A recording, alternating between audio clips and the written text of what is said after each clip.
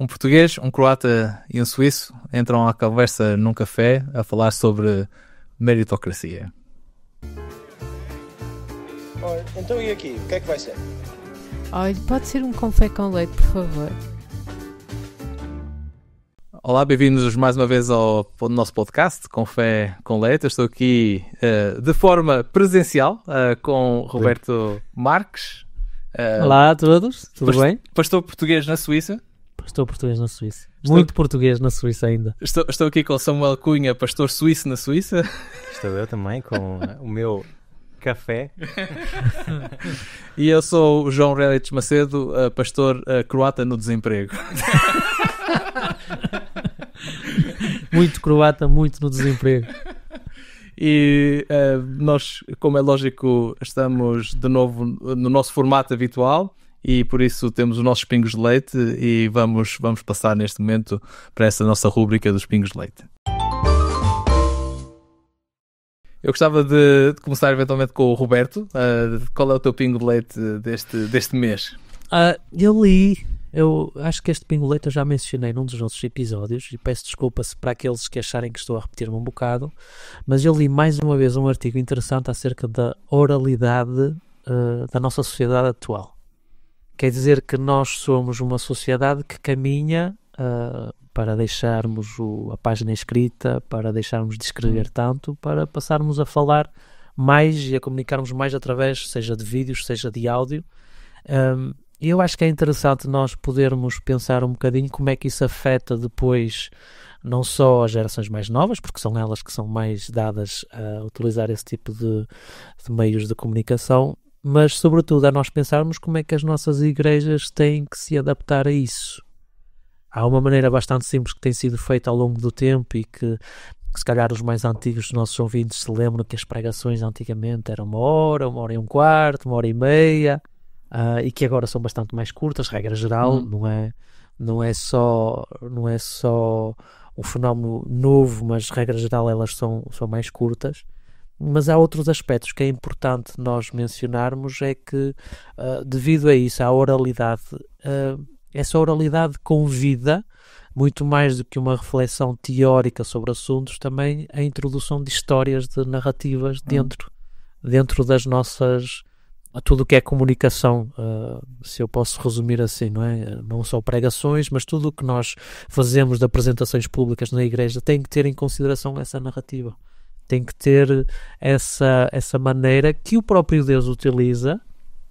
Eu estive a ver algumas estatísticas, mas, por exemplo, a nível do Antigo Testamento nós temos, se calhar, perto de 70% são histórias, no Novo Testamento 60%, e eu acho que é importante nós, como líderes de igreja, termos isso em atenção também na forma como nós organizamos, como nós implementamos as nossas reuniões, não só com os jovens, mas também com os outros. E isto tudo devido a essa oralidade que é cada vez mais presente na nossa sociedade. É o meu pingo de leite. Oralidade. E da qual nós fazemos parte, como podcast Dizem que sim. Tenta transmitir alguma informação de forma oral. Samuel, o que é que tu achas em relação a esta questão da oralidade, e narrativas? Achei super interessante o pingo de leite do Roberto e também muito interessante a forma simples como tu fizeste uma passagem super smooth para aquilo que nós estamos a fazer. É interessante porque se nós recuarmos não muito tempo atrás, os pastores escreviam artigos, não faziam podcasts. Sim, e artigos, quando referes artigos, não é nem sequer blogs, nem... Exatamente, artigos de revista. Publicados em revistas, sim. Ou livros, ou coisas do género. Mesmo a forma de pregar, se nós recuarmos pouco tempo no tempo, era muito mais texto escrito e lido do que texto escrito às vezes também, sei que o João é fã de escrever, mas escrito para parecer oral. Sim. Não é? Era muito mais uma leitura de uma coisa do que tentar criar um diálogo com as pessoas. Ou seja, há claramente uma mudança social e aquilo que eu gostava de dizer é que eu fico às vezes, vamos utilizar a expressão triste, quando vejo que a igreja continua a insistir e a gastar fundos e dinheiro em coisas escritas. Não significa que tenha que se retirar isso, até porque eu sou um consumidor de coisas escritas e gosto bastante, mas acredito que ainda não chegamos a um equilíbrio certo entre aquilo que a sociedade está a pedir e aquilo que nós estamos a oferecer.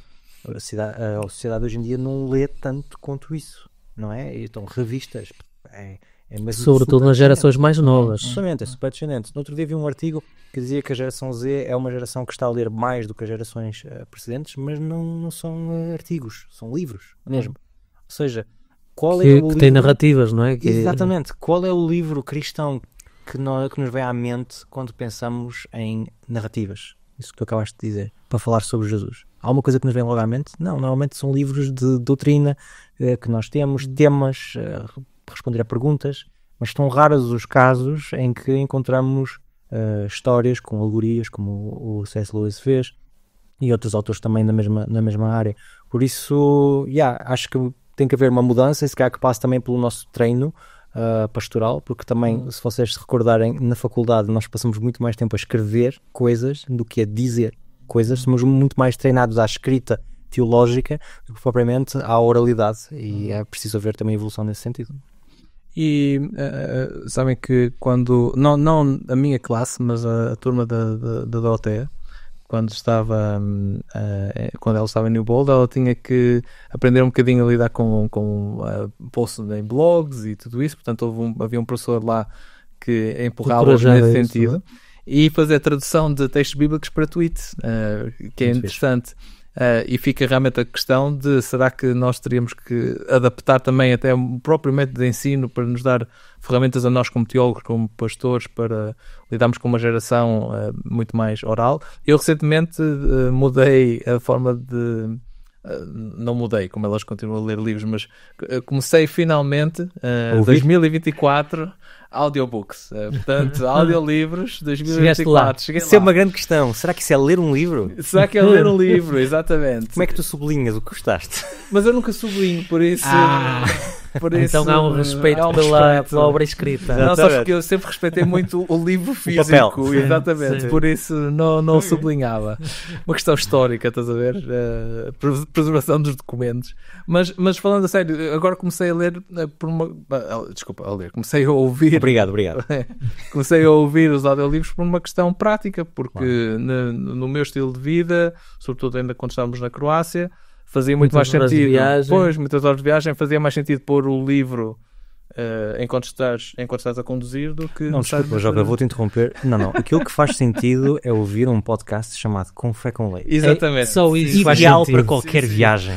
E acho que tínhamos um ouvinte na Croácia. Somos capazes de o ter perdido neste momento. Que ele foi embora. Mas tínhamos lá o ouvinte, não é? Mas até mesmo em questão de inteligência artificial, não sei se vocês viram, mas agora não posso precisar qual é a companhia, que vai lançar a ideia de que tu pões um determinado artigo ou um livro ou alguma informação e pedes à inteligência artificial para resumir isso em forma de podcast. Aliás, já muita gente faz, e nas redes sociais encontra-se alguns exemplos disso, e portanto, a inteligência artificial cria um resumo da informação em forma de podcast. Porquê? Porque essa é a forma como nós consumimos a informação. Sim, que é mais fácil. Eu acho que é interessante realçar esse aspecto. Não é uma questão de que uma forma é superior à outra. É a forma simplesmente como nós assimilamos conteúdo que mudou. E outra questão que é interessante nós realçarmos é que, do ponto de vista histórico, na história da humanidade, nós sempre fomos muito mais orais do que escritos. Esta revolução da escrita é relativamente recente. E foi mais uma exceção do que propriamente a regra, não é? Nós sempre fomos orais como seres humanos. Por isso é mais um retorno do que propriamente uma mudança. Obrigado, de qualquer forma, pelo teu podcast, pelo teu pingo de leite e pelo nosso... E pelo teu podcast também. Eu costumo ouvir o teu podcast. Pelo pingo de leite e pela nossa reflexão também. Samuel, qual é o teu pingo de leite deste mês? Então eu quero-vos trazer algo aqui da Suíça, na esperança que possa inspirar gerações. Não, estou a brincar. É uma coisa que é diferente. Acho que é interessante as pessoas que vivem noutros territórios ouvirem às vezes coisas diferentes que se fazem por este mundo fora. Nós temos bastantes ouvintes em Portugal, também temos no Brasil, nos Estados Unidos, e gostava de ver também como é que as pessoas reagem a isso, que é aqui na Suíça, há um ano para trás, foi criado um novo departamento dentro da Federação. Isso não é uma novidade, existe em vários terrenos a ideia de criar departamentos específicos, Mas aqui o novo departamento chama-se CAP e dá para traduzir perfeitamente em português, porque é uma sigla para Comunidades Adventistas Pós-Cristãs. E o objetivo deste departamento foi dado uns 50% ao pastor que é responsável por esse departamento. É, de uma certa forma, acompanhar, motivar e lançar coisas que façam as pessoas, os pastores em primeiro lugar, os membros em segundo lugar, terem vontade de criar novos tipos de igreja. E isto aparece num contexto em que estamos a caminhar para alguns problemas. Aqui na Suíça essa questão já é bastante visível. Eu acho que o Roberto deve ter sentido até um choque em ver a realidade, a ausência de crianças nas igrejas, a ausência de jovens nas igrejas, buracos geracionais bastante grandes na maior parte das igrejas, que mostram que aquilo que a gente está a fazer não está a funcionar e que é necessário se reinventar, criar coisas novas. Já tem sido o meu hábito ser um pouco o profeta da desgraça aqui no Café com Leite, de dizer, pessoal dos países do Sul ou de outros sítios, olhem para o que se passa na Suíça, aquilo que nós estamos a ver aqui vai certamente chegar à vossa porta daqui a uns anos ou se calhar menos. Por isso acho que é de louvar essa iniciativa, e se fosse uma iniciativa que pudesse inspirar também outros territórios seria muito bom, porque faz parte de um movimento que não é só suíço, que é um movimento também que está a ter lugar a nível mundial, a ideia de querer experimentar coisas novas. Por isso, este é o meu pingo de leite. Nós na Croácia também tínhamos o CAP, que era a Comunidade Adventistas Paradas, não estou a brincar. Roberto, qual é a tua resposta a esta criação deste departamento? Eu cheguei há muito pouco tempo, por isso eu não posso propriamente falar muito sobre o impacto que isso trouxe ou não à vida da Igreja Adventista na Suíça. Aquilo que eu posso partilhar é que às vezes é importante nós termos mensagens institucionais. Eu acho que isto, para lá dos aspectos práticos, como ter alguém dedicado a 50% ou o tempo que for, e recursos que se calhar estão alocados para isso, é a mensagem que a administração aqui da Federação na Suíça passou para os membros de igreja, porque isto é comunicado, isto é sabido pelos membros de igreja, e não seja que pelo simples facto de que a Federação deu suficientemente importância a esta questão para criar este departamento, este CAP, dá uma mensagem forte para as igrejas. Agora, claro que cada igreja vai pensar de forma diferente, cada membro de igreja vai ter uma reação talvez diferente, mas aquilo que nós não podemos negar é que há uma mensagem forte que é transmitida de que, ok, há um problema, não sabemos exatamente qual é que é a solução, não é? Mas o problema é suficientemente grave para nós fazermos disto uma prioridade, e isso é que eu acho que é importante. Por vezes pode haver a opção, por exemplo, de simplesmente associar este tipo de iniciativas simplesmente no departamento de evangelismo, que é legítimo, uma opção legítima, claro. Mas a nível de comunicacional acho que se perde qualquer coisa relativa àquilo que eu disse, não é? Tipo, não é transmitido à igreja de uma forma suficientemente forte a necessidade que isto da existência deste tipo de projetos. Então eu acho que isso a nível comunicacional, que não seja só esse aspecto, acho que é importante. A alocação de recursos para isso também acho que é muito importante. Sem dúvida. Que não sejam partilhados com outras iniciativas e com outros departamentos. Em relação à realidade que eu encontrei, pronto, o Samuel conhece bastante melhor do que eu para já ainda só conheço a realidade das igrejas onde eu sou pastor, e realmente é uma situação que merece preocupação e que merece fazermos qualquer coisa de diferente. O que estamos aqui para tentar descobrir o que é. Mas já estás cá há 3 meses. Já estou. Não tens solução ainda? Não, não tens solução. Quase 4 meses, não. Muito recente. Na altura em que este podcast está para o ar. Mas eu acho que há outra questão também que eu gostava de salientar, que é importante e tem a ver também com o aspecto comunicacional, é de nós não empurrarmos o lixo para debaixo do tapete. E eu acho que isso é extremamente importante também. Há a questão de fazer uma prioridade, há a questão de alocar recursos, mas simplesmente um reconhecimento do problema eu acho que é extremamente importante.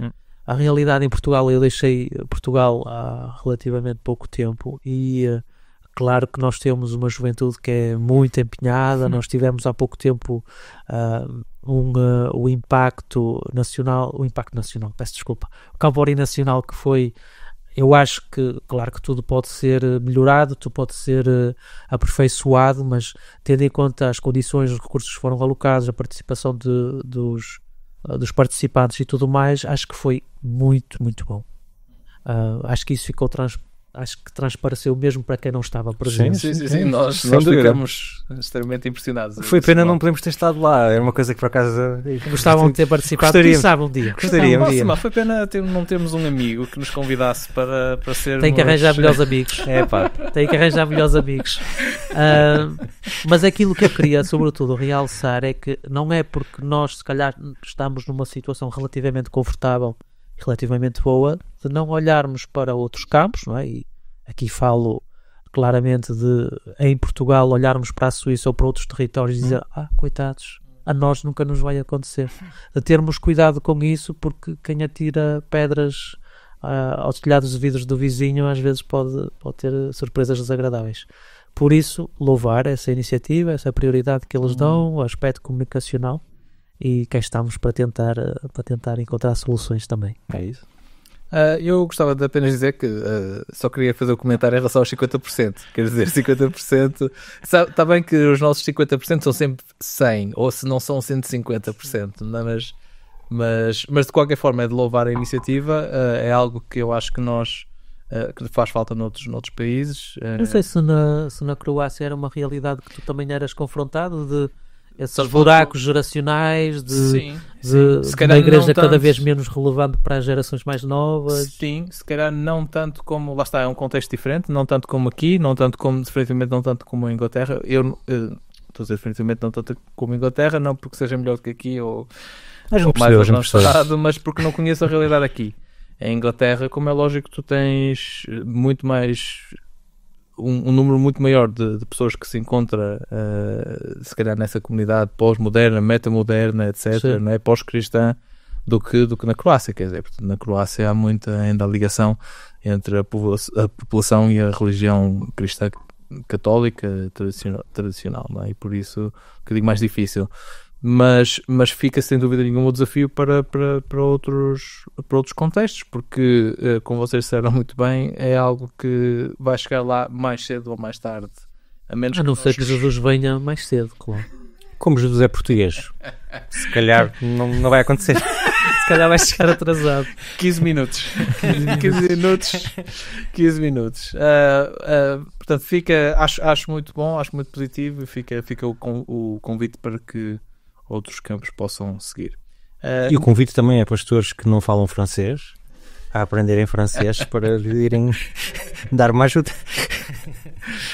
Bem, não sei, tenho que falar com algum pastor croata que esteja no desemprego eventualmente para ver se ele está interessado nessa possibilidade. O meu pingo-leite de hoje é relacionado com uma atividade, precisamente do outro ponto de vista que nós tivemos na Croácia. Foi literalmente no dia em que nós saímos da Croácia.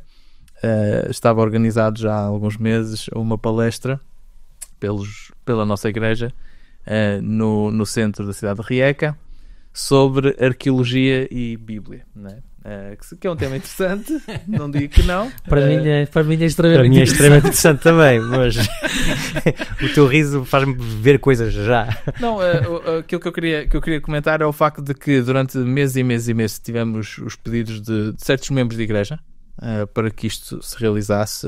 Nós íamos ter, a igreja de qualquer forma está a organizar, portanto, em novembro uma campanha. E antes da campanha os membros acharam que fazia sentido chamar este professor reformado, que é uma pessoa com bastante crédito dentro do contexto croata, que estudou em Inglaterra e nos Estados Unidos, não é teólogo, é mesmo arqueólogo, portanto. E eles acharam que era interessante para tentar lançar um bocadinho as bases de comprovar que a Bíblia é verídica, a abordagem tradicional das nossas igrejas. E aquilo que foi engraçado foi que nós já recebemos algum feedback em relação à forma como correu essa palestra, e os próprios irmãos que estavam a convidar o professor, neste caso o professor Obradovic, a vir fazer a palestra em Rijeka, depois disseram-nos Ficaram decepcionados. Ficaram decepcionados. Mas porquê? Por um lado, porque acharam que a abordagem foi muito já ultrapassada. Ok. Depois parece-me que também há uma questão, eventualmente, do senhor já se calhar não ter capacidade para fazer uma palestra um bocadinho mais coerente durante um período alargado de tempo. Relacionado com a idade dele, mas Relacionado com a idade dele, e por isso houve ali umas questões de, aparentemente ele falou muito sobre ele e a experiência dele, e depois durante 20 minutos... Já pode ser um cidade de arqueologia, se ele é velho. Durante os 20 minutos finais, aparentemente passou os slides assim muito rapidamente para dar alguma informação, mas achei interessante, não é? Os irmãos queriam muito fazer a atividade, achavam que aquilo era essencial. Nós deixamos, porque a nossa perspectiva sempre foi muito mais de tentar incluir toda a gente e todos os tipos de perspectivas e abordagens para alcançar o objetivo que todos nós temos em comum, e deixamos que eles participassem. E por um lado, apesar de estar um bocadinho triste por não ter corrido da melhor maneira, também acho interessante que às vezes, e faço esta é a minha reflexão, às vezes deixar que as pessoas façam as coisas é bom quando as coisas não correm da forma como se esperava, porque elas vão se calhar agora perceber, espero eu que percebam que se calhar esta não é a abordagem para ter da próxima vez que se vai. Eu acho que tu esqueces que os adventistas são muito resilientes. A nossa cultura adventista, memória. A cultura adventista é muito resiliente. Sim, é possível que sim. É possível que sim, mas eu fico com a esperança por enquanto que eventualmente numa próxima vez que a abordagem seja diferente, porque as pessoas tenham aprendido alguma coisa com este, não vou dizer falhanço, mas com algo. De qualquer forma, como é lógico, é algo que temos que pensar, acho eu, nas nossas igrejas, quais são as abordagens para as quais nós estamos a dedicar tempo, recursos, dinheiro, energia, e de que forma é que realmente conseguimos chegar à população de hoje em dia dessas formas que possam estar um bocadinho mais antiquadas. Portanto, esta é a minha reflexão. Este é o meu pingo de leite. Samuel, eu estou a ver-te a escrever bastantes coisas, espero que não seja só uma crítica. Ou só desenhos. Só para dizer que eu não estou a fazer caricaturas do Jockey e do Roberto com adereços. Não, é sempre que vocês não veem quando fazemos o café com leite por Zoom, mas eu tomo sempre notas das coisas que me vão vindo e não utilizo tudo o que está. É assim, eu acho que ao ouvir-te veio-me à cabeça uma coisa, que é, se calhar se fosse um outro interveniente teria sido interessante. Se calhar seria ainda assim algo que não estaria adaptado à Rieca, ok? Mas não existiria este sentimento das pessoas terem sido defraudadas nas suas expectativas, não é? E eu sinto que dentro da igreja nós temos uma escassez muito grande de especialistas. Nós temos bons especialistas dentro do que é aquilo que é teológico, uns bons, outros não tão bons, uns se calhar mais à bola com aquilo que eu acho, outros menos à bola com aquilo que eu acho. Acho que aí estamos bem guarnecidos. Isso existe em português? Guarnecidos? Não. Apetrechados. Obrigado. Mas há determinadas áreas ou que temos totais pessoas que são totalmente ao lado do que é a especialidade a falar do assunto. Acontece imenso em música. Ou seja, temos pessoas sem formação, já vi, ou com formações amadoras a falar sobre questões que envolvem a indústria musical e coisas que eles não dominam. Não dominam.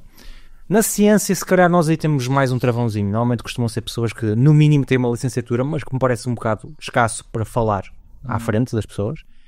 E depois temos aquele domínio da psicologia, então se calhar é aquele que é mais vilipendiado, não é? Porque qualquer pessoa que leu Augusto Cury acha que percebe de psicologia e isso não é uma área que nós possamos todos falar com propriedade e que tem que ser bastante respeitada também. Não só os estudos, mas muitas vezes a experiência profissional de trabalhar em psicoterapias e assim é que também é que nos dá mais ferramentas. E dá uma sensação que há uma grande escassez de pessoas que aceitem fazer essas coisas, ou então pessoas que pensem, ok, eu não sou pastor, mas vou fazer este doutoramento porque eu quero servir a igreja lá dentro. E isso não existe porque a igreja não dá espaço a essas pessoas. No outro Nem dia, valoriza. sim, no outro Não dia dá espaço e não valoriza. estava a falar com um ouvinte que espero que esteja a ouvir isto, que está no caminho de fazer um doutoramento dentro da ciência, e ela dizia-me justamente que na igreja a pessoa que tem voz na área dela é uma pessoa que não sabe o que é que está a dizer. E que muitas vezes ela diz... Infelizmente acontece muito. Sim, e que ela sentada na sua cadeira pensa, fogo, mas não é assim, não é? E acho que também para nós pastores e os nossos colegas que nos estão a ouvir, nós devemos também ter esta capacidade de dar palco a essas pessoas mais tímidas, mas que dominam determinados temas, com o risco que eles não vão dizer exatamente aquilo que a gente acredita. Não é? Porque depois há também essa questão, não é? Sim, eu claro. pensei, quando tu começaste o teu pingo de leite, que o homem que ia falar de coisas da arqueologia, que as pessoas, mas eu não sabia isto. Não é? Ele era adventista? Ok. Adventista. Porque isso pode acontecer. A academia às vezes tem determinado tipo de informações que são esquisitas para nós, mas é bom falar delas, é bom ouvir, é bom saber que, sei lá, vou dar aqui um exemplo que é totalmente um exemplo de amador, não é? Mas que nós não temos de evidências que só não existiu. É bom que uma pessoa vá lá à frente e que, baseado naquilo que é a arqueologia e a história, possam dizer, não há evidências que este personagem tenha existido. Mas não é por causa disso que não vou acreditar nele, mas vocês precisam de ouvir da minha boca. Isto em relação a todos os outros temas, acho que temos que motivar as pessoas a servir na área de especialidade delas. Roberto, o que é que tu achas em relação a Vamos chamar o quê? Mestre, o que é que tens de partilhar connosco? Servos a Deus. Eu queria depois também dizer qualquer coisa em relação àquilo que o Samuel partilhou, que eu achei muito interessante. Em relação à iniciativa lá em Rijeka, mais uma vez, eu gosto muito de história, por isso eu Estarias lá. estaria lá também. se calhar depois da descrição que tu deste, talvez não. Eu acho que há um problema nesse tipo de iniciativas, é que muitas das vezes o nosso propósito é mais apologético do que propriamente informar e dar informação de qualidade às pessoas. E acho que isso depois é algo que trabalha contra nós, porque de alguma maneira descredibiliza aquilo que é apresentado, não é? E muitas das vezes é o problema também relacionado com esses especialistas da nossa igreja. Nós só os queremos na forma apologética, É isso. para defender a fé. Nós não Claro. queremos que eles levantem problemas, nós não queremos que eles critiquem, nós não queremos que eles Não é uma levantem conversa dúvidas. honesta. Quando os convidamos para sentarem à Tu mesa podes e ter ser uma conversa, não é apologético. uma conversa honesta. Não. Porque... Tu podes ser lá está, tu podes defender a fé e não ser apologético. Esse é que é o problema. Que muitas das vezes nós não aceitamos na nossa igreja, muito facilmente, não é? Tu podes ter alguém que é crente e dizer, olha, não temos prova disto, a ciência diz-nos aquilo outro, e depois é isso que eu acho que é pena, porque essas pessoas continuam a ser crentes. Elas continuam a ter um relacionamento com Deus, não é? E se calhar dar a oportunidade, ok, nós temos a parte científica ou a parte da apresentação, mas eu também quero perceber, ok, o que é que te leva então a ser crente, apesar disto tudo? E certamente ela ou ele, vão ter boas razões também para acreditar, não é? Eu acho que não sei se já mencionei isto, mas eu acho que é pena que nós, na nossa igreja, nós tenhamos sempre medo daquilo que as pessoas dizem. Nós temos medo das perguntas das pessoas, nós temos medo de dar espaço às pessoas. E claro que é desconfortável, claro que para mim como pastor pode ser problemático mais tarde relacionar, porque às vezes também temos pessoas que são especialistas e que são maus especialistas também, Claro. isso também pode acontecer. Que é aquilo que o Samuel estava a referir, não é? Tipo, Claro, agora o simples facto de nós podermos na nossa igreja colocar e falar e discutir, lá está, tipo, nós partimos muito do princípio de que Deus depende de nós. Deus não depende de nós. Se a igreja, e falo de uma forma geral, a igreja de Deus ou a igreja adventista que nós pertencemos, que eu acredito que é também a igreja de Deus, se nós acreditamos que essa igreja depende de nós já falhamos redondamente na nossa missão. Por isso nós não precisamos de ter medo, nós não precisamos de defender Deus no sentido de que não admito que levantes essa questão, não admito que fales assim.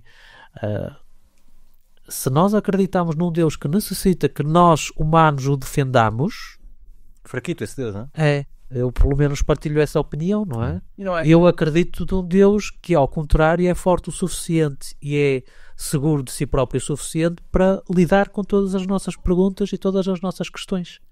Porque a fé não depende de respostas certas, a fé depende do relacionamento com Deus. Para mim a fé, a partir do momento em que se torna certeza, deixa de ser fé. Sim.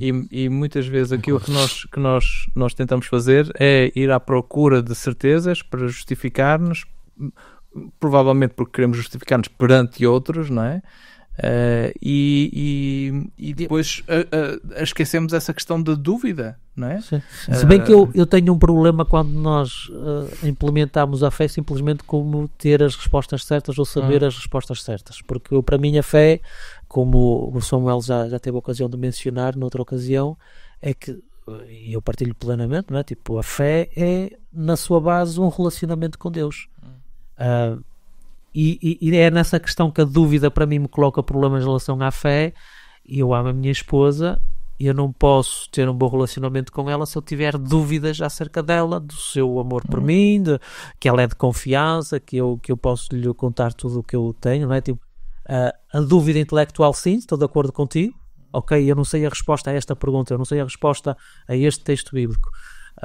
Dúvidas acerca do caráter de Deus, do amor de Deus, do facto de que Deus é de confiança, aí até que ponto é que nós podemos falar realmente de um relacionamento saudável com Deus? Não sei. Sim. Eu acho que acima de tudo nós, para termos esse relacionamento com Deus, nós não podemos ter dúvida acerca do caráter de Deus. Acho que isso é difícil para mim, pessoalmente. Mas a arqueologia, mas a nível intelectual, sim. Mas a arqueologia ou estas conversas que estamos a falar em termos racionais não vão levantar questões sobre isso. E é isso que eu acho que é interessante, que é quando o teu relacionamento com Deus é baseado nesse relacionamento de confiança, essas questões são secundárias. Sim. Essas questões são secundárias, terciárias, quartiárias, tudo o que vocês quiserem colocar. Não, o nosso relacionamento com Deus não depende disso, de ter as respostas certas. Sim.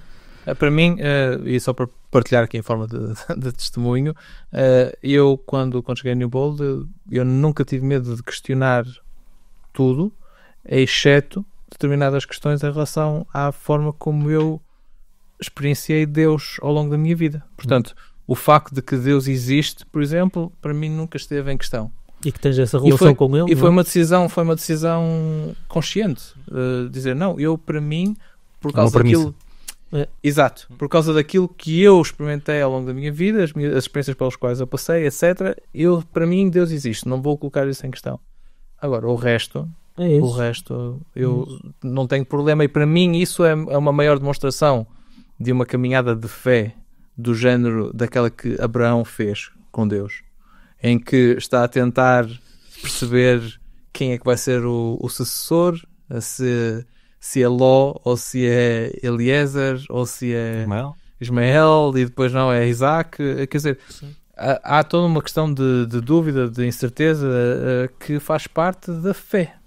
Agora desviamos um bocadinho do ponto, do pingo de leite, mas para mim acho que isso é essencial, não é? Bem, vamos terminar então agora aqui os nossos pingos de leite. Deixamos aqui, ou querias ainda dizer alguma coisa? Não queres falar mais sobre a arqueologia? O mestre calou-se. Definitivamente. Servo de Deus. E visto que nós terminamos agora os nossos pingos de leite, é o momento então de passarmos à moagem do grão, que desta vez vai ser feita pelo Samuel. Uma vez eu estava a dar um estudo bíblico a um jovem que caiu de paraquedas numa das nossas igrejas. É uma coisa que não acontece muitas vezes, não é verdade? E o que eu vou dizer agora é uma coisa que acontece às vezes, que é, ele tinha vindo porque tinha ouvido umas conferências na internet. E tinha lido... Só às vezes. Depois disso tinha lido a Bíblia várias vezes, ou seja, era uma pessoa que estava mesmo naquele processo de vou colocar tudo o que está escrito em prática. Eu tenho um sentimento muito forte por isso. Quando digo tudo, é mesmo tudo. Ou seja, mesmo as leis levíticas sobre a forma como devíamos cortar a barba eram coisas que ele tinha colocado em prática. Tenha atenção, esta tendência, e vocês já sentem um bocado o odor da coisa, não é? Eu, quando fazia os estudos bíblicos com ele, estava sempre a tentar levá-lo para um equilíbrio, não é? Que às vezes pode ser uma forma de dizer a minha opinião, não é? Nós achamos sempre que a nossa é a opinião equilibrada e que os outros é que são desequilibrados. Então, parecia-me às vezes que ele era muito extremo em determinadas coisas e tentava mostrar com sabedoria que eu pedia a Deus, não é? Como é que cada coisa encontrava o seu contexto e assim. Mas um dia, a minha preocupação ficou muito mais afiada, porque há temas que para nós, somos honestos, são mais importantes uns do que outros, e o tema em questão era a questão da lei. É um tema que me dava sempre a sensação que ele tendia um pouco para o legalismo, então eu estava todo empenhado em levá-lo para o equilíbrio entre lei e graça, não é? Que é uma coisa que acho que todos já vivemos como pastores. Por outro lado, ele estava completamente empenhado em mostrar-me que já tinha compreendido perfeitamente o que era a graça e a lei, mas que estava simplesmente a tentar-me falar de algo novo e eu não estava a ouvir o que ele estava a dizer, que era a noção de recompensa. Isto é um tema que, para os amantes da graça, faz assim eriçar o pelo, não é? Tipo, recompensa, o que é isso? E eu não estou aqui a falar da parábola da última hora ou dos trabalhadores da vinha, em que todos recebem a mesma recompensa, mesmo trabalhando pouco. Não estamos a falar de graça. Eu quero que esteja claro que nós recebemos a graça gratuitamente, não há nada que nós possamos fazer para a receber, e eu parto desse pressuposto. Daí, eu não compreendi o que ele me estava a dizer, porque quando ele me falava de recompensa, eu pensava que ele me estava a falar da graça, mas ele não me estava a falar da graça. Ele estava a falar de uma outra coisa, e na minha cabeça já estava toda a enxurrada de textos e de argumentos para dizer não há recompensa nenhuma, a graça é igual para toda a gente. Então ele, calado, pegou na Bíblia, abriu-a, encontrou um texto, um versículo que está em Mateus 5:12 e fez-me ler. E em Mateus 5:12 diz o seguinte: alegrem-se e encham-se de satisfação, porque é grande a recompensa que vos espera no céu. Pois assim também foram tratados os profetas que vos precederam, ou seja, em relação às pessoas que são perseguidas e tudo. Esse é o texto que ele me fez ler. Obviamente aquilo impactou-me, mas no momento em que eu já estava a preparar-me para dizer qualquer coisa, ele avançou uma página e deu-me novamente a Bíblia para ler Mateus 6:2, que diz: quando praticarem o bem, procurem não o fazer diante dos outros para dar nas vistas. Se assim fizerem, já não terão nenhuma recompensa a receber do vosso Pai que está nos céus. Ele juntou ainda outros textos, de forma oral, disse-me: olha, sabes aquele texto em que diz que João Batista é o maior nascido de mulher, mas que no reino de Deus é o mais pequeno?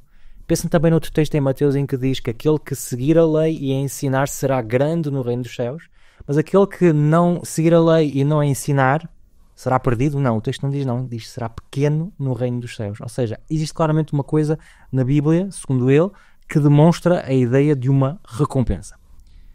Durante alguns segundos eu fiquei abananado, porque é uma perspectiva que é bíblica, antes já li estes textos 1000 vezes, mas nunca tinha visto este ângulo. Fiquei ali naquela.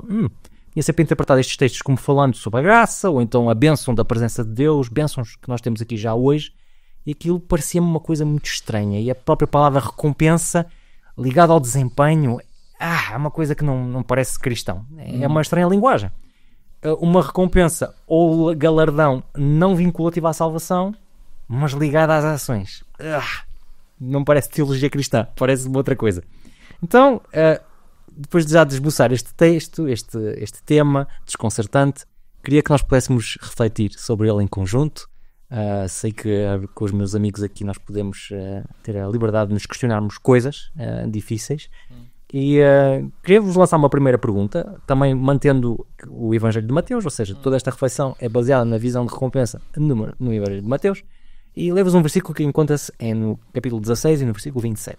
Diz-nos o seguinte: porque o Filho do Homem virá na glória de seu Pai com os seus anjos, e então recompensará cada um segundo as suas obras. Ok? Além da bênção gratuita da salvação, existem as chamadas recompensas escatológicas. Isto parece Islão, não é? Para aqueles que mantenham um determinado desempenho, ou então todos estes textos, têm que ser vistos à luz da graça, é graça e não é outra coisa. Como é que vocês sentem este tema? Partilhem comigo o vosso desconforto. Roberto, força. Para já eu queria confirmar que as 70 virgens ainda está na mesa. 72. 72, peço desculpa. 72. Espera aí, Joca, tu andaste a pesquisar sobre isso? É o suficiente.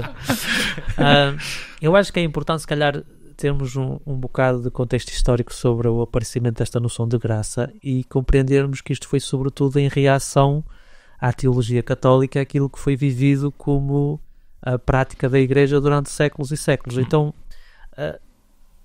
nós, como descendentes ou herdeiros desta herança protestante, claramente nós temos este problema que é tudo o que nos pareça tocar ao de leve a recompensas, e eu mereço, e eu trabalho, e tudo o que toca de leve esses assuntos, claramente nós queremos demarcar que não é isso que nós estamos a fazer. E isso é o problema quando a nossa teologia é criada em oposição a outro grupo ou a outra teologia. Eu pessoalmente não creio que nós façamos o que quer que seja por forma altruísta. Interessante. Eu acho que nós fazemos, mesmo no nosso relacionamento com Deus, ou fazemos para obter qualquer coisa, ou fazemos porque obtivemos qualquer coisa. Nós nunca o fazemos sem ter qualquer recompensa, é uma palavra que nós podemos utilizar, sem ter qualquer benefício próprio para nós. Ou foi porque nós queremos obter qualquer coisa de Deus, ou foi porque nós obtivemos qualquer coisa de Deus e sentimos que, ok, como gratidão ou como consequência natural do que obtivemos, essa noção de que nós, por altruísmo, queremos seguir a Deus, ou para mim isso nunca fez muito sentido, pelo menos na minha experiência como crente. E falando nessa questão de recompensas, é verdade que o texto menciona isso, não é? Eu não fiz propriamente um estudo sistemático, mas aquilo que, pelo menos na minha leitura que eu fui fazendo ao longo do tempo acerca dessa questão, é que raramente é apresentado qual é que é a recompensa. Esse é o grande problema. Sim. A maior parte dos textos diz, ok, vai haver uma recompensa, mas qual é que é exatamente essa recompensa? Há um texto que diz que são os tesouros no céu, não é? É isso. Mineirei de tesouros no céu. Há outros que mencionam certos aspectos, mesmo essa noção de tesouro claramente não é a mesma noção de tesouro que nós temos aqui em baixo, não é? Claro. E eu acho que é uma forma do texto nos fazer imaginar, não é? Tipo, é utilizar a linguagem que estava disponível para nos fazer imaginar qual é que é a realidade celeste que Deus tem programada. Agora, aquilo que eu retiro, que eu concordo naquilo que foi apresentado, é que essa noção de recompensa não pode simplesmente ser apagada. Nós não podemos apagar 30 ou 40 ou 50 textos, ou os que forem, não é? E dizer simplesmente, desvalorizar esses textos completamente em relação a isso. Agora, qual é que é essa recompensa? Essa que é a grande questão. Eu lembro-me de um texto da Ellen White em que ela diz que, por exemplo, as pessoas que nós levarmos a Deus ou a Jesus, não é? Nós depois vamos ter estrelas nas nossas coroas. Mais uma vez, é uma forma de recompensa que é apresentado E é prático. caso. Porque assim tu olhas e sabes onde é que está o posturbilhão de sempre. Claro. Quando tiver assim uma coisa muito grande. É o que tiver a coroa maior. Mas isto para dizer que mesmo do ponto de vista histórico adventista, nós temos em parte essa noção também, em todo o caso, em alguns escritos da Ellen White. Agora, para mim a grande questão é que recompensa é que vai ser essa, não é? Será que nós vamos ter uma estrutura no céu ou na nova terra em que se calhar alguns vão ter privilégios diferentes dos outros? Nós temos em Apocalipse, agora é um texto que me vem assim à mente, em que nós temos esses famosos 144 mil que parece terem mais privilégios do que os outros, seguem o Cordeiro para onde ele for e tudo mais. Será que essa noção de recompensa não é tanto entre nós humanos, mas se calhar entre nós humanos e os outros seres celestes? Será que é essa a recompensa que está a ser mencionada também? Eu acho que nós temos aqui se calhar várias questões que podem ser explicações para esta noção de recompensa, mas mais uma vez, como eu parto do princípio que nós não somos altruístas e que nós não fomos feitos para sermos completamente altruístas, eu vou dar simplesmente o exemplo da minha filha. Eu amo a minha filha e eu recebo muito dela, mesmo antes dela me pedir o que quer que seja. Então porque o nosso relacionamento para mim é extraordinário. Eu vou fazer naturalmente coisas por ela, mas eu faço-as porque eu amo, porque eu recebo dela também coisas para ela não... Ela passa-lhe completamente ao lado, mas quando eu chego cansado ao final do dia e ela sorri para mim, faz o meu dia. E quando ela pede para brincar comigo, mesmo eu estando cansado, muitas das vezes eu faço. Porquê? Porque eu vou sempre retirar qualquer coisa de benéfico para mim. Eu acho que a diferença entre um cristão e alguém que não é cristão é qual é que é o tipo de benefício que nós vamos retirar. Será que é algo em harmonia com os princípios divinos? Ou será que é algo que é fruto simplesmente do meu egoísmo pessoal? Porque, mais uma vez, eu acredito, esta é a minha tese de base, que Deus nos criou assim. Deus criou-nos para nós procurarmos sempre qualquer coisa, tirarmos benefícios para nós próprios. E a grande questão é quais são os benefícios que eu quero retirar para mim, e será que eles são egoístas no sentido de que só eu beneficio disso? Ou será que esses benefícios que eu retiro para mim são benefícios que eu posso partilhar com os outros também? Não é? E se calhar é aquilo que eu gostaria de dizer em relação a Essa é a primeira pergunta, que já falei bastante. Não, obrigado, Roberto. Obrigado pela tua opinião. Tu, Joca, como é que tu recebes esta questão da recompensa? Parece-te uma coisa normal? Vês com uma outra explicação? Como é que tu achas? Pá, não tenho propriamente uma opinião extremamente formada em relação a... Porquê que estás à aqui a questão. fazer, Joca? Não, é porque, lá está, para mim voltando, dando um passinho atrás da graça e da lei, não sei quem sei que mais, essa questão está resolvida já há bastante tempo, não é? Agora, Pessoalmente ou teologicamente? pessoalmente, para mim, Sim, a gente abordou aqui num Pessoalmente, episódio anterior sim, em que sim. fizemos uma caminhada, não é? Por sim. E para mim isso está relativamente resolvido na minha cabeça e no meu coração. Agora, em relação a esta questão da recompensa, acho que é um bocadinho mais... Lá está, parece um bocadinho estranha. No entanto, se pensares não em recompensa, mas qual é o resultado das tuas ações, certo? consequência, não é? A consequência, Ok. eu talvez iria um bocadinho mais nesse sentido, e neste texto que tu estavas aqui a mencionar na tua pergunta de Mateus 16, 27, é um texto que vem no contexto daquela reversão que Jesus faz de cada um pega a sua cruz, aqueles que querem ganhar a vida onde perdê-la e os que vão perder onde ganhar, não é? Portanto, há aquela reversão que Jesus faz, e depois chega a este momento e na realidade não há uma palavra recompensa, mas há um verbo de dar ou pagar de volta, pelo menos no léxico inglês, não sei como é que seria nos franceses, pagar de volta. E para mim isso faz um bocadinho mais sentido, a ideia do pagar de volta, no sentido, não porque eu acho que por ser uma pessoa boa que vou ganhar o céu, mas espero que de alguma forma o Deus em que eu acredito que é um Deus de amor, mas que também é um Deus de alguma forma de justiça, àqueles que eventualmente tenham cometido atrocidades completamente fora do comum, que de qualquer forma haja consequências Uma nesse retribuição, caso, não é? E para mim, se calhar, seria essa forma. Atenção que eu estou agora a basear-me sobretudo aqui em Mateus 16, portanto não fui ver todos os textos no grego, todos os textos que mencionaste no grego, para ver o que é que acontece a cada um deles.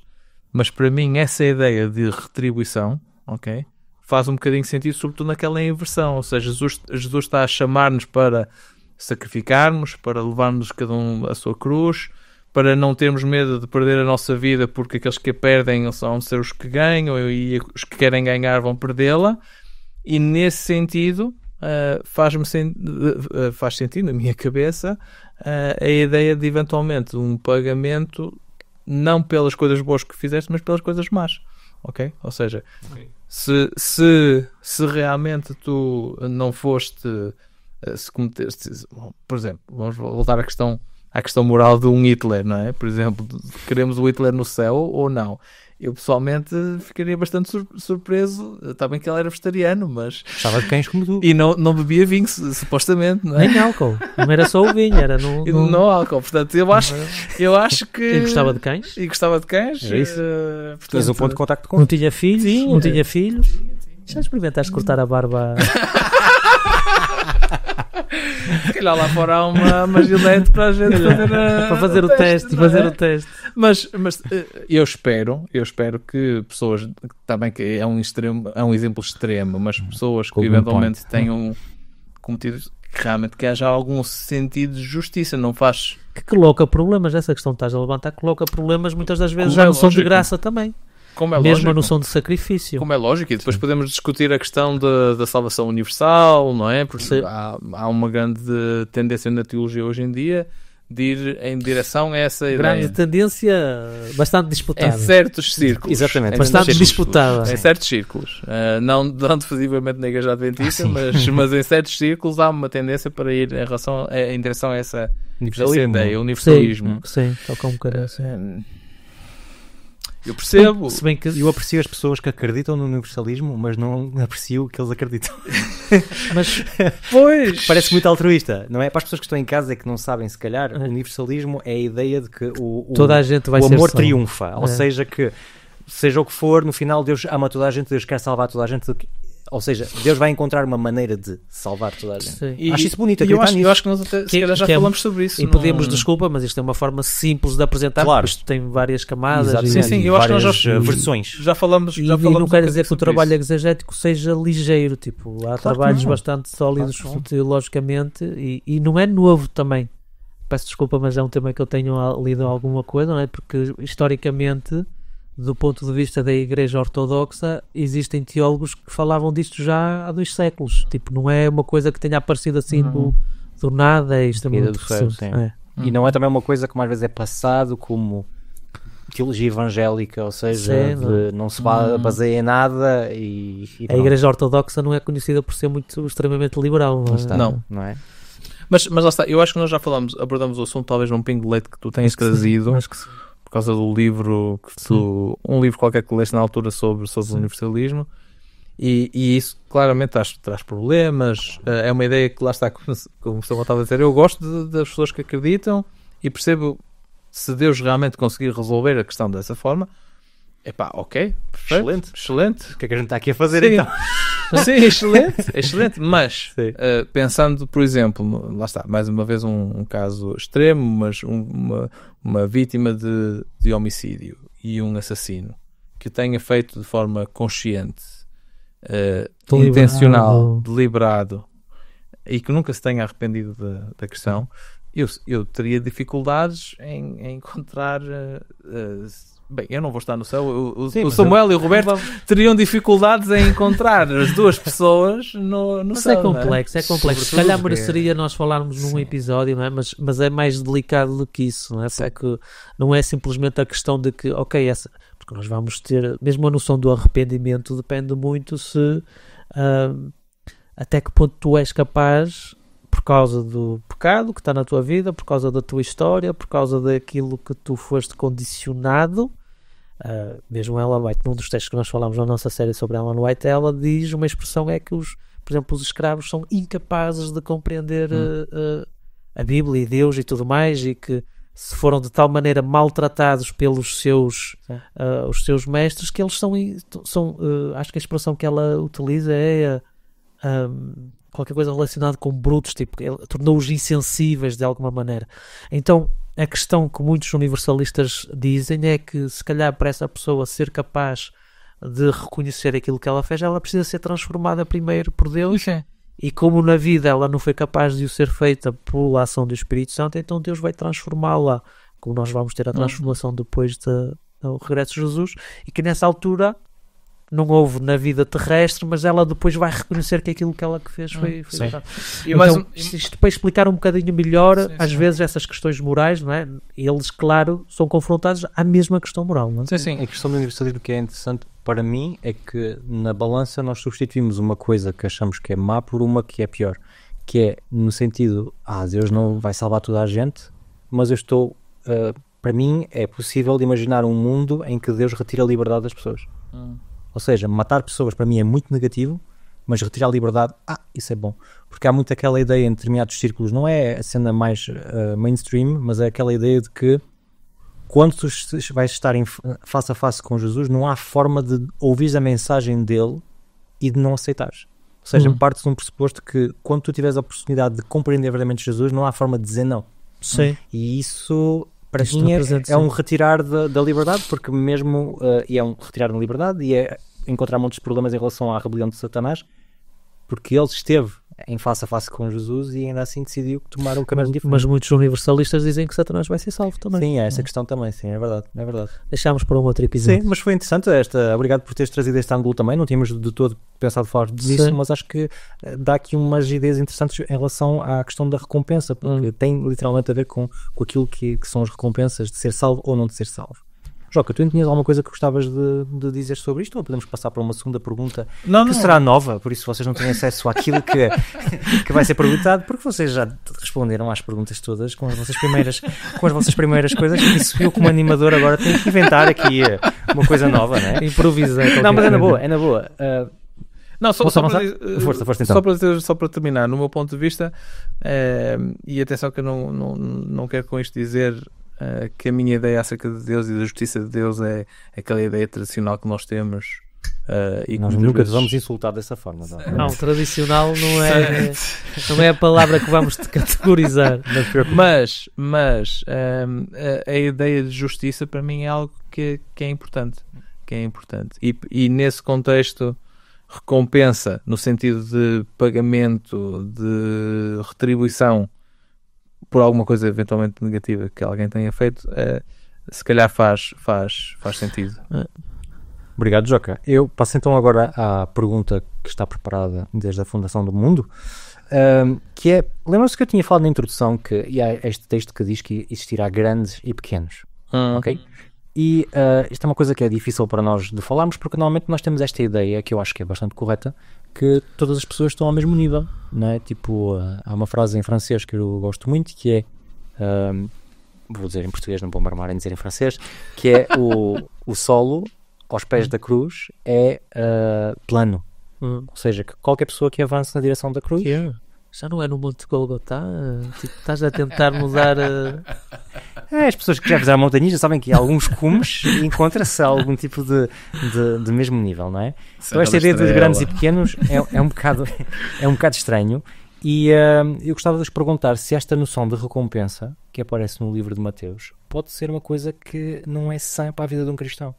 Porque de uma certa forma vai colocar um ingrediente de buscar a recompensa e não buscar Jesus. E uma pessoa no meio do processo até pode esquecer um bocado que é a graça, o que é o relacionamento. Vocês acham que isto é possível? Como é que harmonizamos as duas coisas? Ou seja, a recompensa e a graça. Temos pouco tempo, por isso ia-vos pedir que fossem breves. Para mim é acho que é a questão essencial para mim na questão da graça, da lei, etc. E neste contexto torna-se bastante interessante, porque lá está, eu também na realidade não consigo imaginar um reino dos céus na sua revelação completa em que haja maiores e menores, e é uma ideia muito estranha Para nós atualmente. Mas para nós atualmente. o Roberto tem essa... Por eu ser o mais pequeno. Não. Por eu ser o mais pequeno dos três, Não, diz claramente as coisas. Não vamos entrar por aí. Não, a questão é, ele falou do texto de Ellen White, em que ela fala das estrelas, mas Ellen White insiste muito sobre essa questão. De uma certa forma, que as pessoas que passaram por determinadas coisas, os próprios apóstolos, vão ter um lugar diferente de destaque, exatamente, dentro do reino de Deus. Que não é sem fundamento bíblico, se nós nos lembrarmos que em Apocalipse, no capítulo 20, quando temos a descrição da cidade da Nova Jerusalém, nós vemos os apóstolos com essa posição de destaque, não é? Que é ali relatado no texto. Então, essa posição de destaque é bíblica. Sim. A questão que eu se calhar coloco, e peço desculpa por ter aqui essa bracada de discussão, Não faz mal. mas que eu acho que é interessante nós falarmos já acerca disto, é que muitas das vezes aquilo que é veiculado na Bíblia é simplesmente simbólico e parábolas para nós compreendermos dessas realidades celestes que são muito para além daquilo que nós podemos imaginar. E é uma das razões porque eu pessoalmente sou trinitariano, é que finalmente na própria divindade nós não temos essa noção de hierarquia. Então, para mim é confuso e incoerente como é que num Deus que não tem hierarquia, para aqueles que acreditam nessa forma de trindade, não é? Que há muitas variantes, mas para aqueles que acreditam nessa forma de trindade, como nós tradicionalmente acreditamos na Igreja Adventista, que depois o resto não seja a imagem desse Deus, mas que seja com hierarquias. Agora, eu não nego que no Antigo Testamento nós temos textos que, por exemplo, nos falam de anjos que parecem ter uma posição mais elevada, que parecem ter mais autoridade. A própria escatologia judaica vai no sentido de dizer, desde o princípio, que no final há pessoas que vão ter um lugar, outras que vão ter outro lugar, dentro daqueles considerados salvos. Agora, a questão que não será isso, desculpa, não será isso precisamente a influência nesta questão? Para mim, claramente, há qualquer coisa lá dentro disso. Porque a visão judaica do fim é quem é judeu é tem salvo, um lugar de tem lugar de destaque, e quem não é judeu serve os judeus nesse mundo escatológico. Mesmo as profecias do Antigo Testamento, Isaías e outros, vão nesse sentido também. Sim. Que os outros povos vão estar ali para servir o povo de Israel, e até uma das grandes como é que é dizer, inovações da teologia de Paulo é isso, tipo, é que esses povos estão enxertados na oliveira de Israel, é o texto que ele utiliza em Romanos, não é? E é uma das grandes novidades que ele até traz teologicamente para a mesa a nível do cristianismo, em contraste com o judaísmo. Agora, voltando à questão dessa noção de recompensa ou possível hierarquia, eu acho que nós tentarmos implementar uma realidade humana nisso, que vai ser essa realidade celeste na nova terra, acho que é insuficiente, não sei exatamente como é que se vai se passar. Eu acredito pessoalmente que a noção da recompensa vai ser mais no âmbito de recompensa individual, pessoal para as pessoas, do que propriamente a nível de relacionamentos com outros, tá? Tipo de ter uma posição de autoridade sobre outra pessoa ou não. Mas isso é uma visão pessoal que é fruto da minha maneira de ver Deus e sobretudo influenciado pela a forma como eu vejo essa noção de trindade e os relacionamentos entre o Espírito Santo, Jesus e Deus o Pai. Obrigado, Roberto. Joca, última intervenção. Sim, última intervenção muito rápida, só para dizer precisamente que na sociedade, não só a sociedade judaica, mas as sociedades à volta da sociedade judaica, mesmo no período do Novo Testamento, eram sociedades que estavam muito ligadas com a questão da honra, certo? Quanto mais honra tu consegues, mais acima te encontras na posição... Extremamente hierarquizadas. Exatamente, extremamente hierarquizadas, mais acima te encontras no extrato social, não é?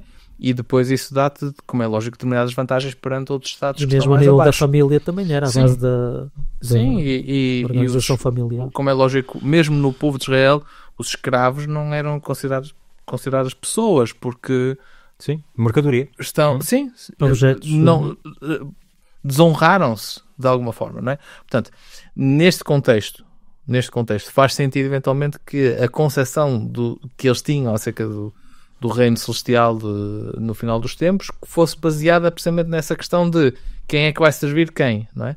É um pouco a história do rico e do Lázaro, não é? O rico está no Hades, o Lázaro está no seio de Abraão, e não é? Quem é que está a servir quem naquele momento, não é? Portanto, lá está, é uma questão de reversão aqui das expectativas, é aquilo que parece-me que Jesus está a tentar fazer. Aqueles que supostamente têm menos honra neste mundo, onde ter mais honra no mundo celestial. Os últimos serão os primeiros. E daí a questão da recompensa. Parece-me que está mais ligado com isso, e eventualmente a ideia dos maiores e menores no reino dos céus eventualmente vir desse campo também. Muito obrigado. Queria só terminar dizendo que acho que é super importante nós termos uma aproximação ao texto bíblico como nós tentamos fazer hoje, ou seja, é uma coisa que parece muito dissonante daquilo que nós acreditamos, mas se nós aceitarmos esta dissonância e continuarmos a estudar o texto e formos até ao fundo, acho que podemos encontrar coisas interessantes que não metem em xeque a nossa maneira de ver as coisas. Hoje não meteu, pode meter em outras questões, mas acho que as pessoas que nos estão a ouvir vão sempre ganhar de ter esta maneira de se aproximar o texto e de dizer não há nada que eu não possa perguntar ao texto, e é desta forma que consigo evoluir também. Por isso, muito obrigado por terem ajudado a fazer isto aqui, e espero que vocês tenham tido uma boa recompensa de terem ouvido os comentários de uns e dos outros. Quem é que vai servir quem? Foi a nossa moagem do grão de hoje. Se gostaste do nosso episódio, por favor, segue-nos nas redes sociais, segue-nos nas plataformas de podcast onde eventualmente ouviste este episódio. Deixa comentários, nós queremos interagir contigo da melhor maneira possível, e continua a seguir-nos. É aquilo que nós pedimos do fundo do coração.